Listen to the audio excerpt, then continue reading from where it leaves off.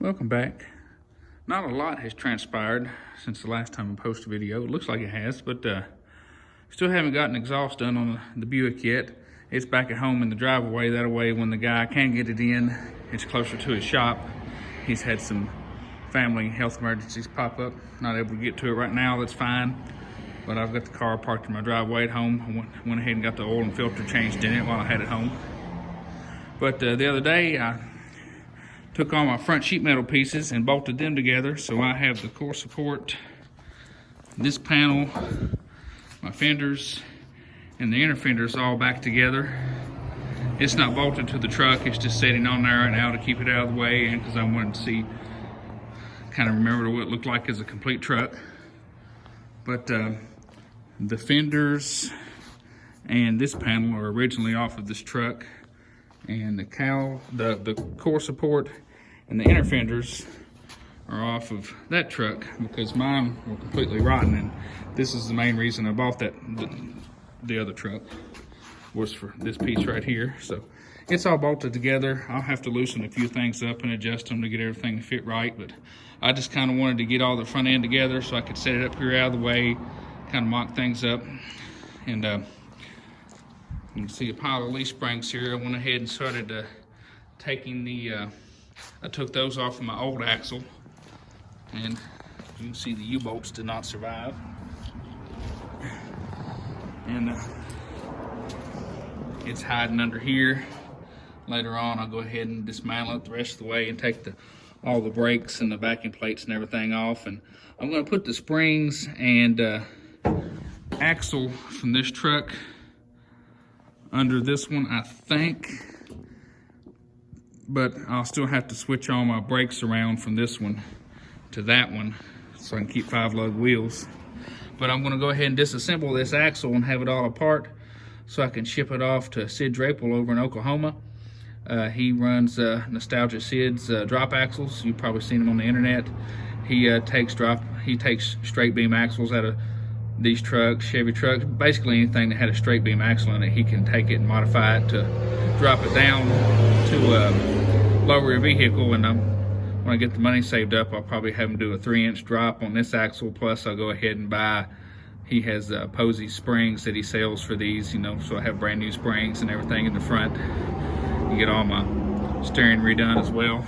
But that's a later on project. This is going to be my band-aid for now, just taking the springs and axle out of this one and just putting the 1/2-ton brakes on it. But I went ahead and set the front sheet metal on the truck and kind of mocked up a wheel under it. I don't know how it'll exactly set whenever I get everything back together.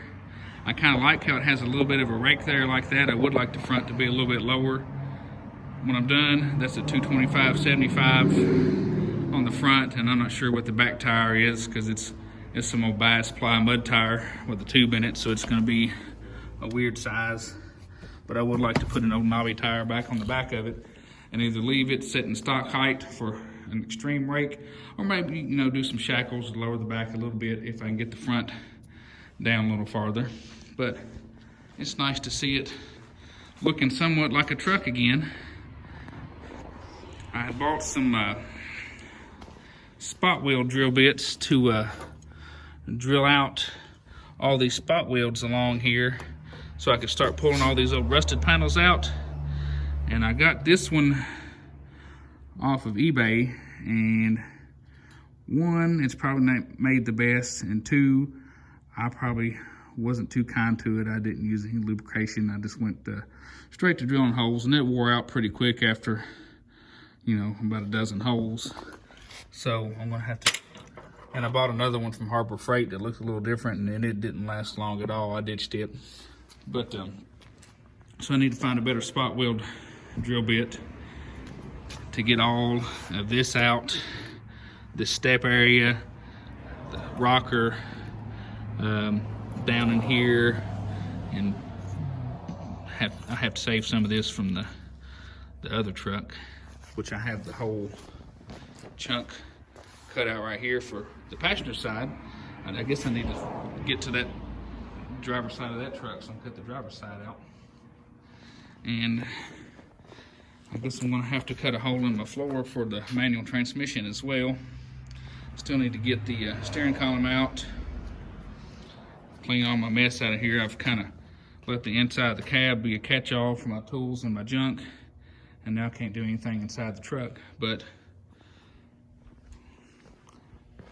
we'll get to it. But just giving a little update on what little progress I've made. I need to keep on disassembling this one, but I don't want to take it apart too far to where it's too difficult to start up the engine when I want to mess with it, because I kind of want to see if I can adjust the valves in it myself, get valve seals put in it, and yeah. Anyway, I'm rambling. I'm gonna load up and head home and eat some supper. We'll see you later.